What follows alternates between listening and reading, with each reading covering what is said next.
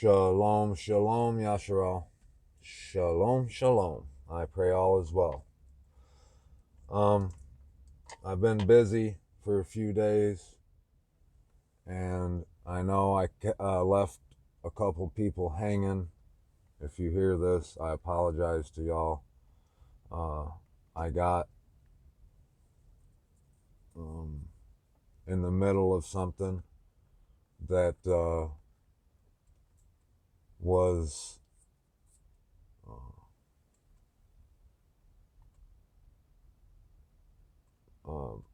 more had more of a urgent priority. Not saying that anything could be more important than y'all, but if you knew what I was tasked with, you would understand. But I won't get in the middle of it. But it did involve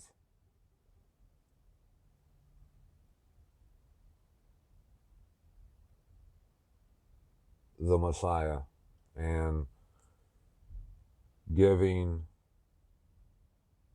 someone my reason for my expectancy and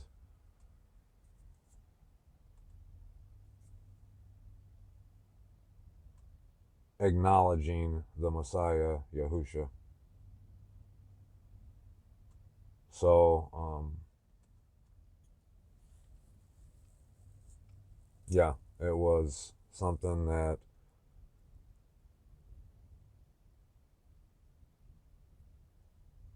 I had to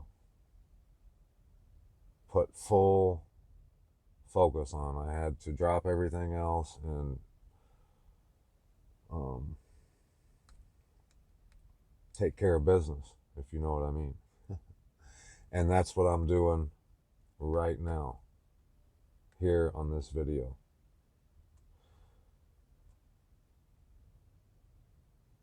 There's something that we need to address involving the Messiah, the anti-Messiah, the man of lawlessness.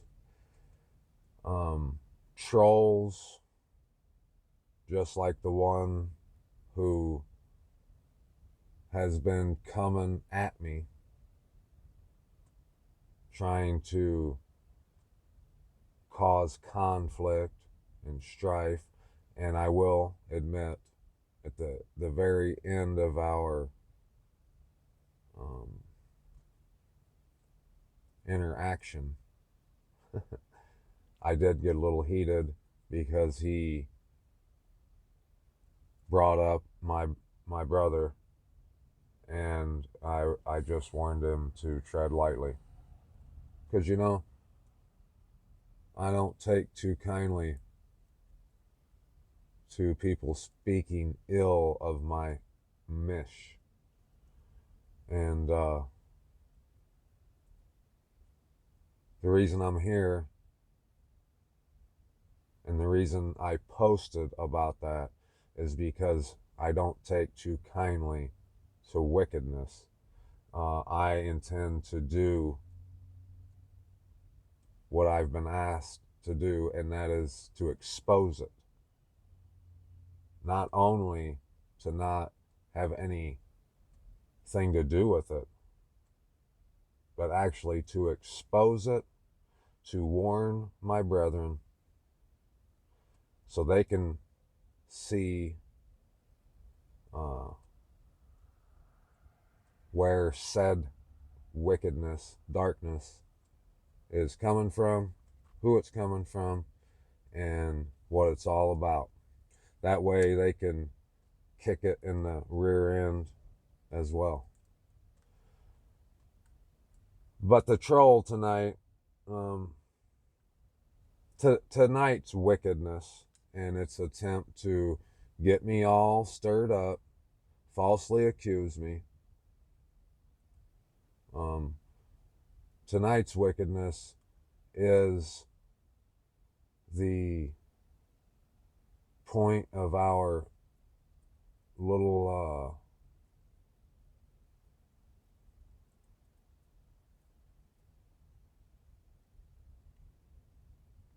It's what we're going to put under the microscope tonight here on de facto and the remnant. But what it's done and what these evil spirits always end up achieving, and it's not anything that they intended on taking place. What happens is Abba, having equipped us, those who are, like 1 Peter 3:15 tells us to do, those who are ready at any moment to give anyone, anywhere, anytime, our reason for who we are and why we believe the way we do, why we talk the way we do, and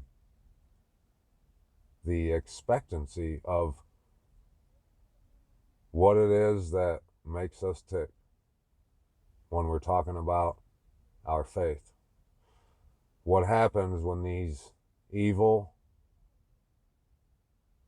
prideful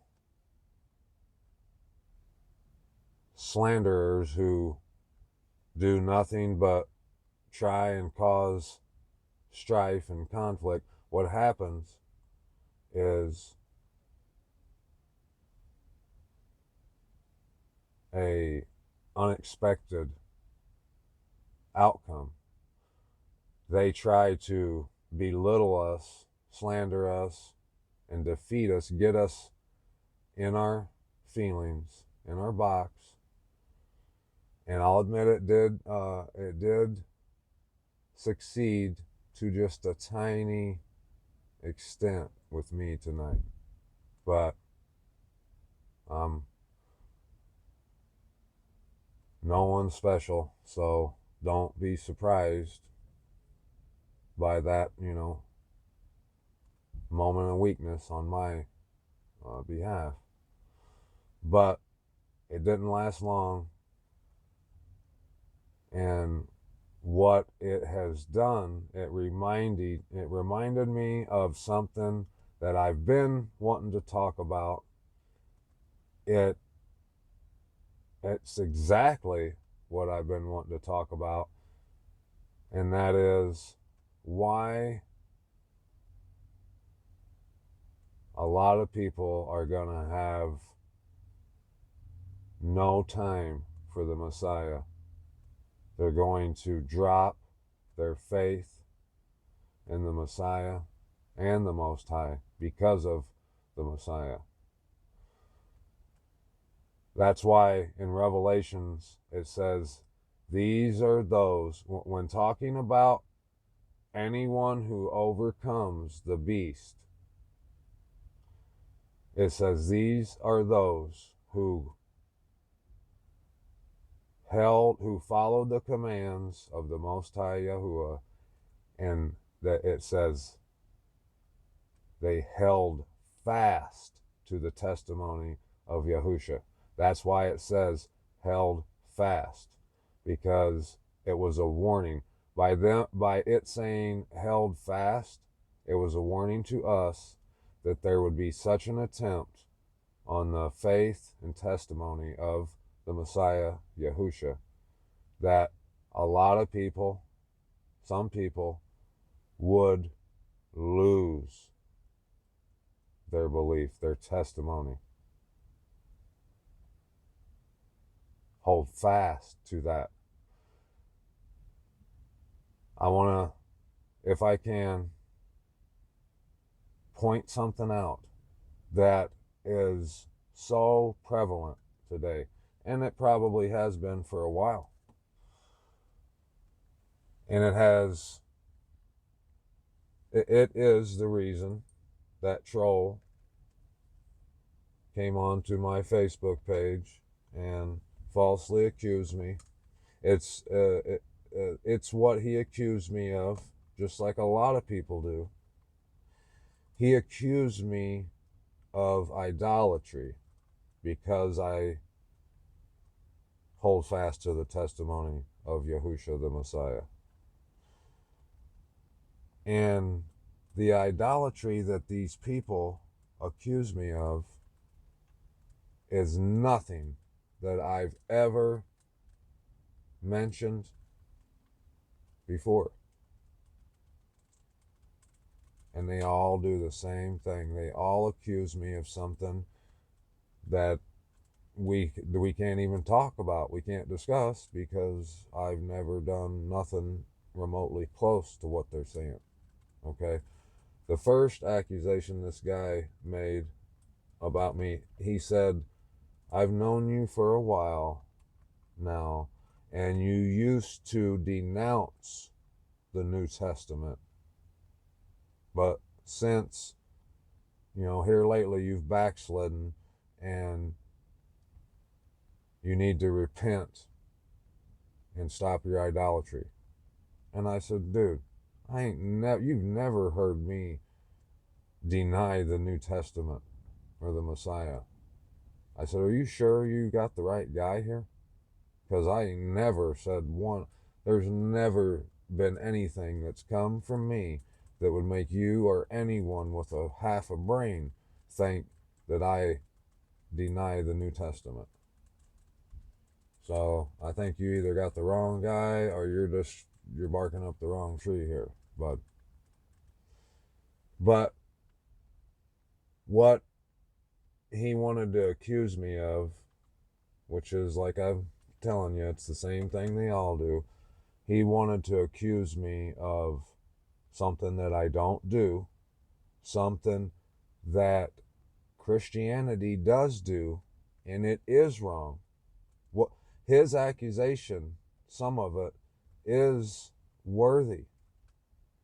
It is worthy of rebuke, but it's something that I don't do. But because of the twisted version of the Messiah that churchianity has sold the masses, it's assumed that anyone that is messianic in their belief is accused of. And it's thought, we're seen as idolaters to those who are hardline Torah observant. Okay? And this is how these guys who are working on their great work, quote unquote, this is how they're going to have so many people doing the opposite of holding fast to their testimony in Yahusha the Messiah, but just dropping it like a sack of potatoes, a heavy one. Right here, I've shared this picture so many times, and it comes from this guy right here, Albert Pike, in his book Morals and Dogma. Okay, this is just a little clip of it, but this is the full page from that book. And you can see each paragraph. The first one's about the First World War, and let me read it all to you so you can see the validity of it and understand that this is the script, and those who follow it are the script writers. This guy that wrote this being the head honcho. The First World War must be brought about in order to permit the Illuminati to overthrow the power of the Tsars in Russia,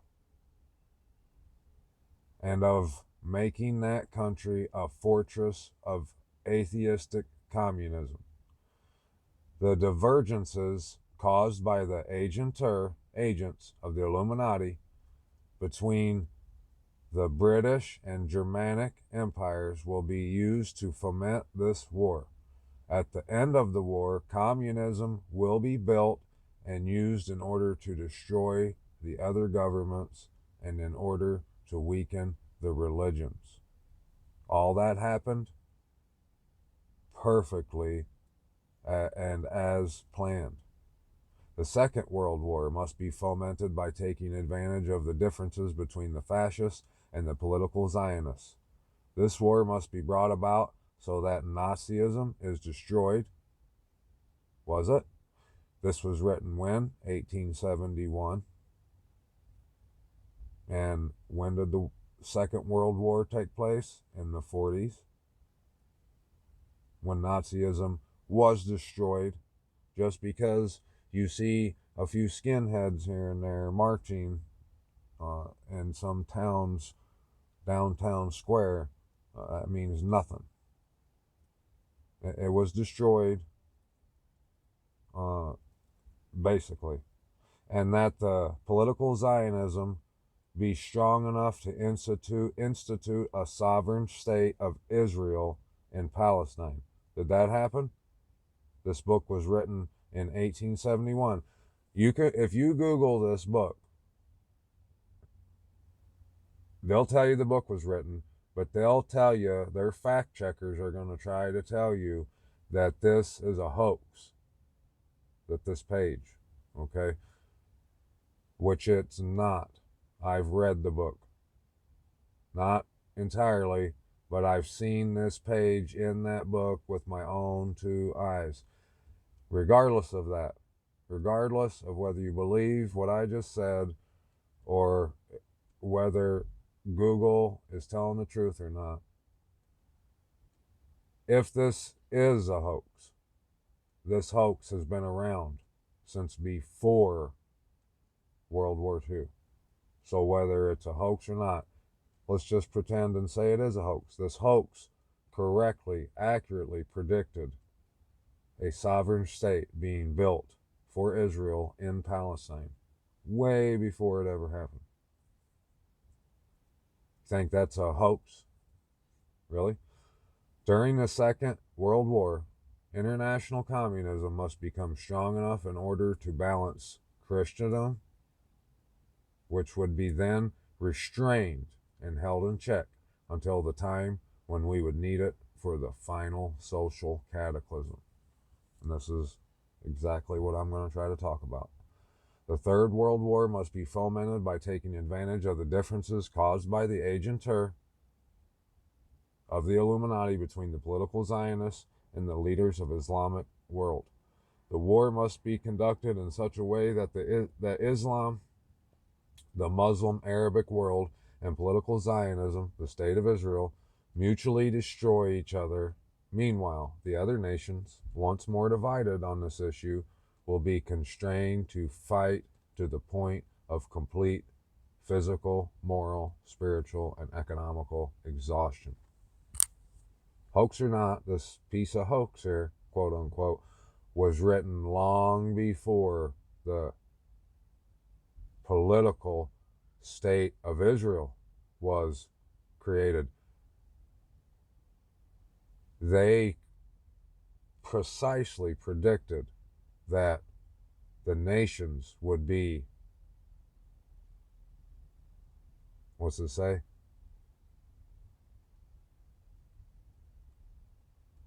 The nations would be divided on this issue. Are they not? Absolutely are. We shall unleash, after the nations once more divided on this issue, they will become constrained to fight to the point of complete. Let's read that again. Once more divided on this issue, will be constrained to fight to the point of complete physical, moral, spiritual, and economical exhaustion. We shall unleash nihilists and the atheists. Nihilists are individuals who want to annihilate. They want to rid numbers from the population. because they don't like the size of it. And I think you should know who are those nihilists today.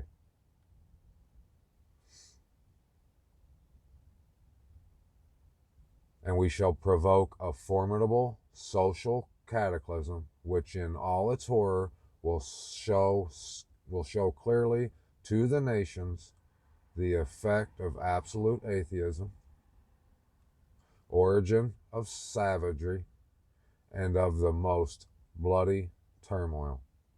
Then everywhere, the citizens, here's what we need to understand. Then everywhere, the citizens, okay, obliged to defend themselves against the world minority of revolutionaries, will exterminate these destroyers of civilization. Okay, we need to understand who this is talking about. The citizens are people who are civilized according to these people, okay? Civilization is the Gregorian calendar, the holidays that are written in that Gregorian calendar, the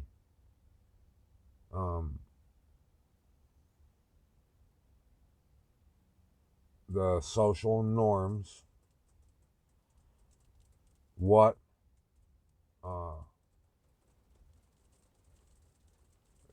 people jumping off a bridge. If you're a citizen, if you're civilized, you will jump off the bridge as well. But if you're not, if you're in the minority of revolutionaries and you are a destroyer of that civilization, you won't. And there's only one group of people who are not, as far as they see, civilized, and what they're going to convince the world. They're going to convince the world that this group of people is not civilized. And they're going to they're going to try and exterminate them. And that's people who don't want to go along to get along. They don't want to celebrate paganism, be a part of it. They don't want to roll their sleeves up. They are the true minority. And not the roll up your sleever doesn't define completely that group of people either. Because there's a lot more to it than the roll up your sleeve. A lot of those people who don't want to roll up their sleeve, and they probably do see what this is, those people still have no problem with having a tree in their living room, a phallic symbol, having the six-pointed star. They call it the Star of David, which is a man and a woman in the act of sex. They got no problem having that, on their wall and admiring it. Those people are what they call civilized. Anyone who wants to follow the Most High, follow his instructions, are going to be a destroyer of civilization. And what's it say right here? It says, And we shall provoke a formidable social cataclysm, which in all its horror will show clearly to the nations the effect of absolute atheism, origin of savagery, and of the most bloody turmoil. Then everywhere, the whole world, the citizens obliged to defend themselves against the world minority of revolutionaries. Can you see how that, why they would need to defend themselves? When you won't roll up your sleeve, you already see it in the rhetoric right now. They're going to say, look at the damage they're doing. They're putting the healthcare workers, the frontline workers at risk. They're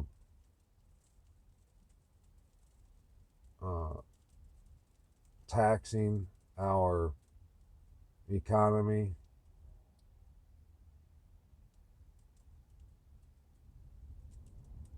They're making it to where lockdowns could possibly happen. We're making the citizens who are civilized, their lives too hard.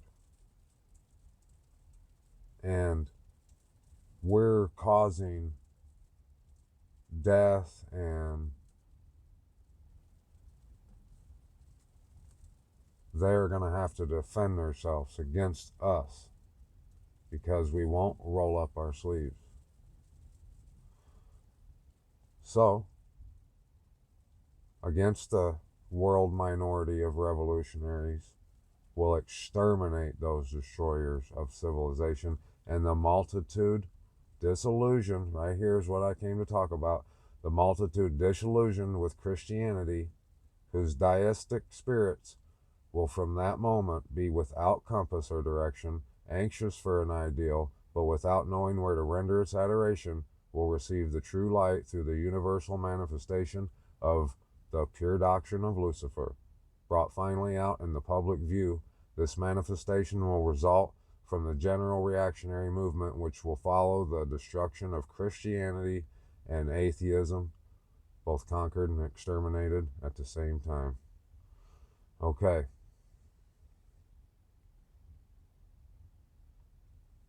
Why is it that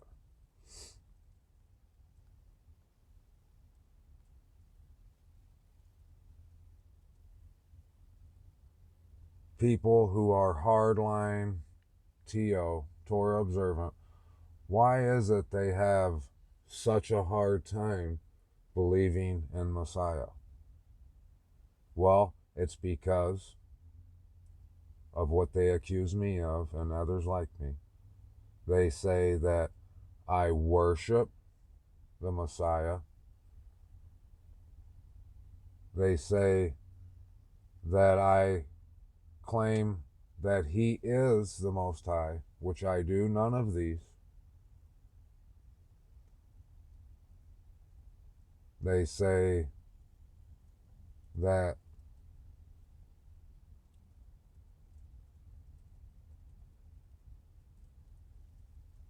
I do everything that is idolatry, that, what is it, 2 Thessalonians talks about, says that the man of lawlessness would do, basically. Right here.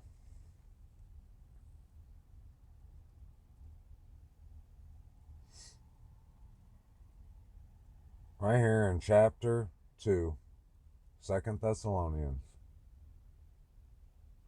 Listen to what this says. And as to the coming of our Master Yahusha Messiah and our gathering together to him, we ask you, brothers, not to become easily unsettled in mind or troubled, neither by spirit or by word or by letter, as if from us, as if the day of Yahuwah has come.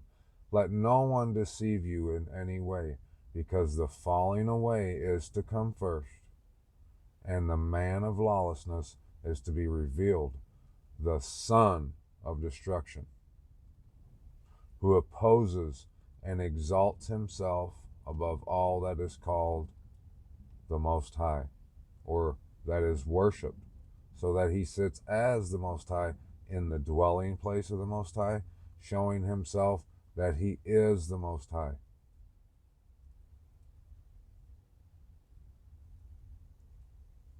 For the secret of lawlessness is already at work, only until he who now restrains comes out of the midst. And the lawless one shall be revealed, whom the master shall consume with the spirit of his mouth, and bring to nothing with the manifestation of his coming. Okay. You can see that the lawless one is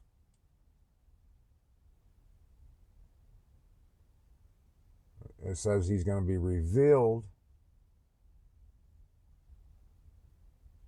and brought to nothing, consumed with the spirit of the Messiah Yahusha's mouth, brought to nothing with the manifestation of his coming. That means the manifestation of his coming is something that is going to be, it's not going to happen like that in an instant. It's going to be manifested over time, over a period of time. So you can see, and you should know, that this is not saying that Yahusha is going to open his mouth and a laser beam is going to come out and consume the man of lawlessness. Okay? What this says is that the truth from the words of the Messiah that's already here in Matthew, Mark, Luke, and John, and Revelation, those words which are precise, pure truth coming from the mouth of Yahusha, the Messiah, those words will consume the man of lawlessness. The coming of the lawless one is according to the working of Satan, okay, with all power and signs and wonders of falsehood. So it's a working, okay? It's not a single man. It's not one man. I've had people tell me they believe it's Barack Obama, and they gave their reason for that because of the laws he's worked around or whatever through his executive orders. We're not talking about man's policy. We're talking about the Torah, the instructions of the Most High. There's only one figure who has brought about the kind of lawlessness that we're talking about here, that 2 Thessalonians is talking about. As a matter of fact, I don't know any other figure that you could think of, that I can think of, that has brought any lawlessness like we're talking about. And it's not, like I said, like this is explaining to you, this is not one man, it's a working of Satan.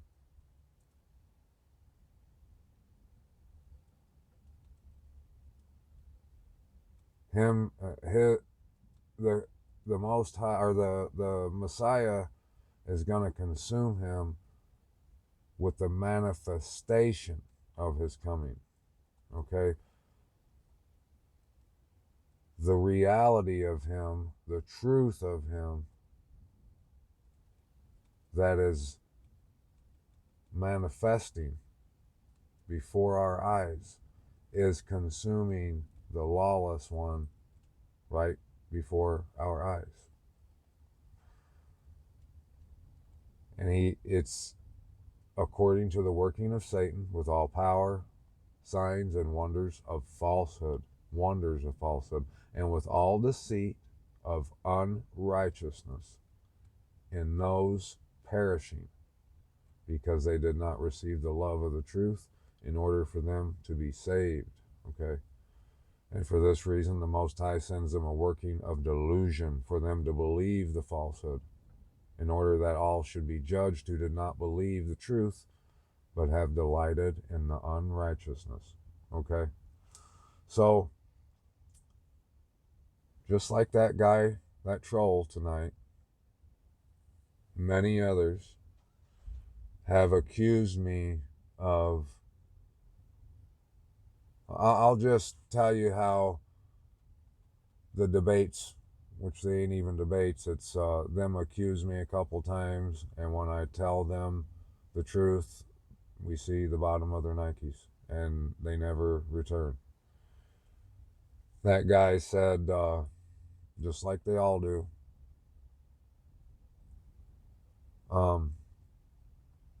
it's idolatry that you consider your Jesus to be the Father. And that is idolatry. But I don't do that. Never have. I've actually, to the contrary, I've made such an attempt to point out the fact that the Messiah not one time said that. He never said that he was the Father. The only little bitty piece of a verse that churchianity, that these Christians who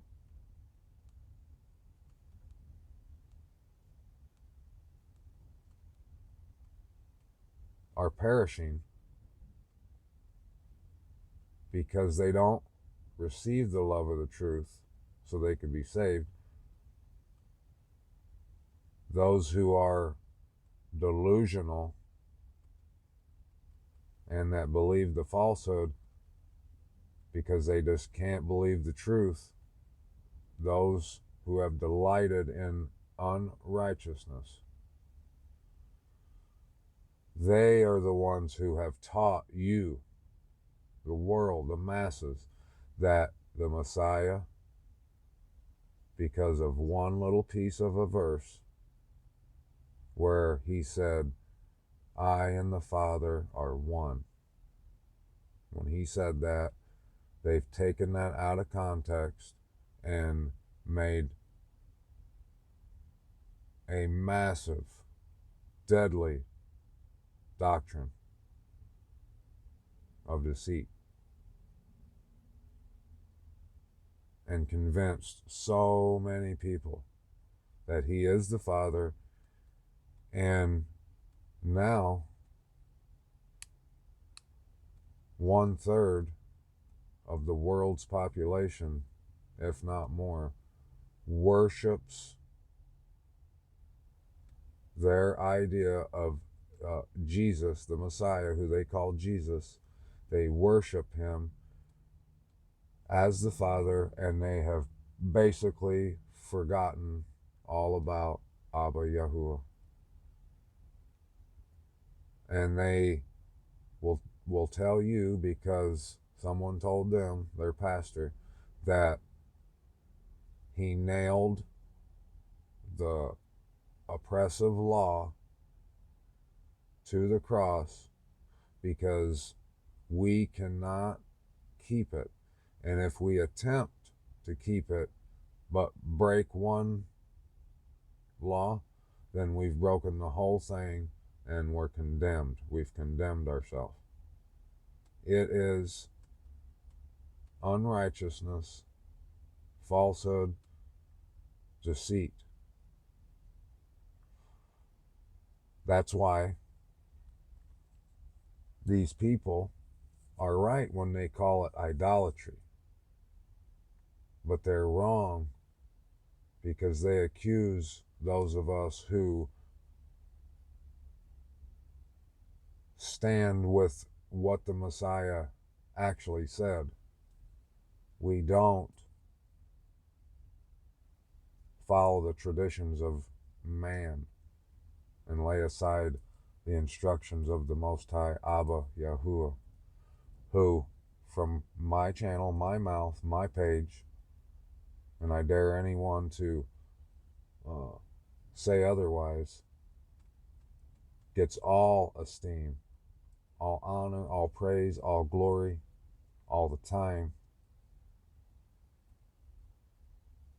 And I dare you to find any time he hasn't got it all. He being Abba Yahuwah, the Most High, our wonderful Creator. The Word says that the Son, who is the firstborn of all creation, therefore he is in the category of creation. When you tell a Christian that, they want to melt, and they figure you're going to burn in hell now because you said that. No, I'm telling you what the Scripture says. The Scripture says he is the firstborn of all creation. Therefore, he is categorized with creation. It says, after him, everything that was made was either made through him or by him, right? They will tell you, Christians, Messianics will say, when you say it said that he was the firstborn of all creation, therefore he's creation, they say, no, that's not what it means. It means he was the first to be risen from the dead. That's not what it says. And he wasn't. He rose Lazarus from the dead. Elijah, wasn't it? Was it Elijah or Elisha? Elisa, I can't say his name right. Was one of them laid out over top of that young man and sneezed or whatever and brought him back to life, right? He wasn't the first to be raised from the dead. And that doesn't say that when it says he is the firstborn of all creation. Okay? That's exactly what it sounds like it's saying. It's saying he's the first to be born. There you go. And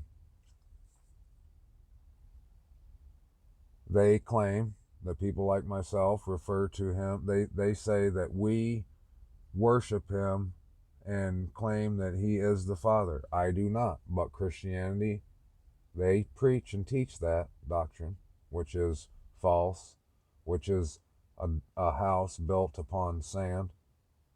And that's why, just like in that book, Morals and Dogma, they're going to be exterminated. Christianity and atheism are going to wipe each other out like that. Boom. It's going to be gone. And they're going to attempt to exterminate any people who hold fast to the testimony of Yahusha, Messiah, because it's the complete truth. Anyone speaking the truth who are unwilling to deny the truth, the Messiah, the Most High, Abba Yahuwah, they're going to do their best to exterminate.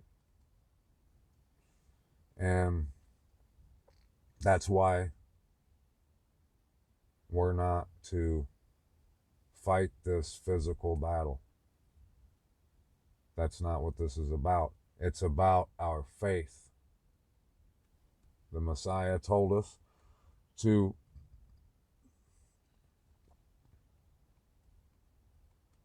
have faith and endure to the end. If that means that we die because of our faith, if you pick up a sword to defend yourself,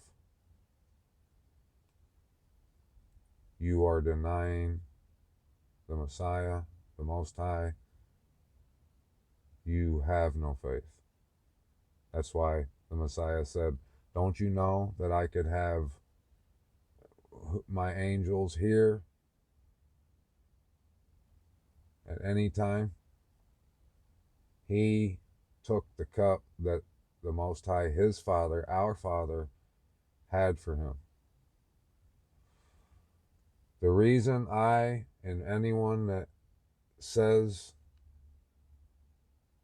the reason I can say, and anyone else that says the same thing can say it with absolute confidence,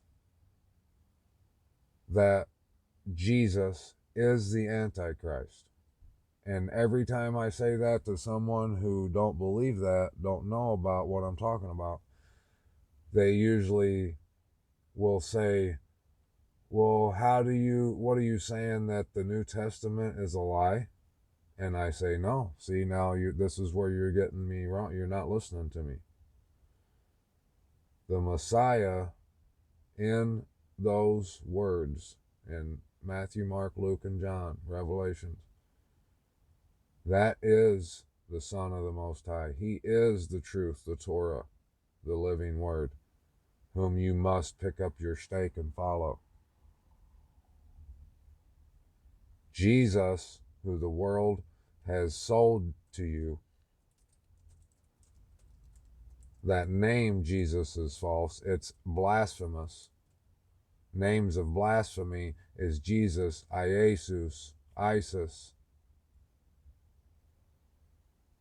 And the idea, the watered down, the false, twisted version of the Messiah, that is the one they call Jesus, that's been sold to the masses, is nothing but a lie, falsehood, deceit. He never nailed nothing to no cross. There was no cross. There was a stake, a tree. The cross is the sign of Tammuz. Tammuz is the son of Samaras, the queen of heaven, Ishtar, and the king of Babylon, Nimrod. Tammuz, his sign is the cross. He was killed by a boar. That's why they eat ham on Easter, Ishtar Sunday. If you don't know all that stuff, you're way behind. You better recognize. But for those who know, and you know what I'm talking about, and you understand that that's all pagan, but you still can't understand why I say that, quote unquote, Jesus is the Antichrist, the lawless one. Listen to what I'm saying. Right here it says the lawless one, okay, is already at work, only until he who now restrains comes out of the midst. And then the lawless one shall be revealed, whom the master shall consume with the spirit of his mouth and bring to naught with the manifestation of his coming. The coming of the lawless one is according to the working of Satan. It's a working, okay? This isn't a man. The Antichrist, the anti-Messiah, the lawless one is not a man. It's not one person. They want you to think it is, but it's not. It's a working of Satan. It's all power, signs, and wonders of falsehood, and with all deceit of unrighteousness in those perishing. Righteousness, the only real righteousness, is the truth that the Most High Abba Yahuwah has told you in his Torah.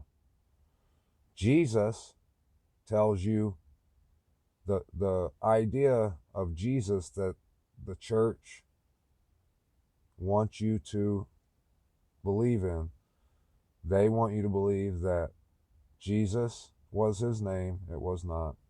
They want you to believe he nailed the Torah to the cross. He did not. They want you to believe he is the Father. Him and the Father are the same. It's just too hard for you to understand, so don't even try. That's not true. Peter said, or Yahusha, the Messiah, looked at Peter and he said, "Who do you say that I am?" And he said, "You are the Son of the living Most High, Abba Yahuwah." And he said, "On this rock I will build my assembly." If he was the Father, he would have said so. He's not the Father. He said, "I did not come to do my own will, but my Father's who is in heaven. He who does the desire of my Father."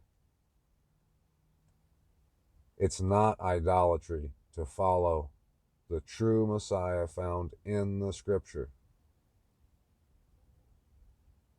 It is, however, though, to call him the Father, which he never did want you to, never said that he was. It's idolatry to forget the Most High Abba Yahuwah and his name in his Torah, so you can live in unrighteousness, following after this man they call Jesus Christ, which that name means Hail Zeus, and the Christ means Krishna. And he, that working, that idea is exactly who the real Messiah warned us about. He said, "I come in my Father's name, and you reject me.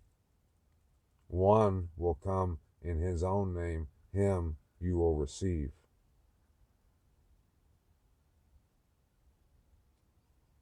It's not one person, it's a working against the Messiah. It's a working of lawlessness. And if you actually think about it, there's not one other person or fake person that created more lawlessness than Jesus Christ. It is the falling away. It made people who believed in the commandments, the Torah of the Most High, Abba Yahuwah, and his son, Yahusha. It made those people forget the Torah and put it down and believe, not only believe, but teach that you don't have to follow it anymore, that it was incorrect, and that the Father didn't know what he was doing, and the Son came to make it right. And the word fulfilled means it's over with.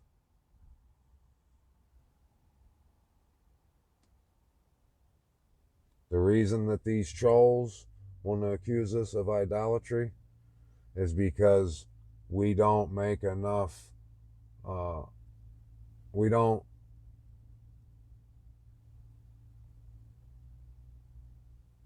we're not shouting loud enough from the rooftops that the man of lawlessness is Jesus Christ. If we would begin to boldly announce that and rebuke that claim, anyone claiming that we worship this man they call Jesus Christ, if we would more boldly rebuke that, we wouldn't have so many people claiming that that's what we do.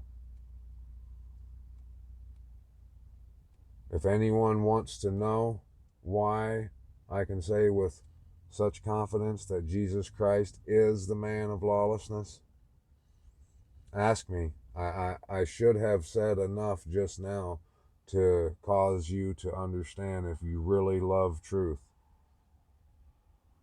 It should consume the lawless one. And you'll see how the truth that is being revealed to us in these last days of the Messiah is actually, in fact, the manifestation of his coming. I love y'all, Mish.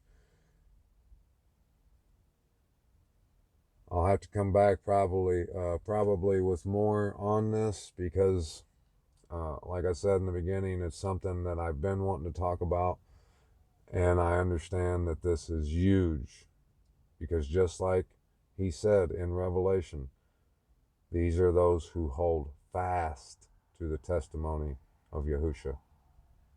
They're going to try to take it from us. They're going to try to convince us to put it down. And there's a lot of people who they don't even understand our testimony of the Messiah. They think it's idolatry like the rest of the world's, like Christianity's, because we are not boldly professing the truth of the deal, of the whole matter, as much as we need to. We need to get to work, Mish. I love you. Peace out for now. D is out.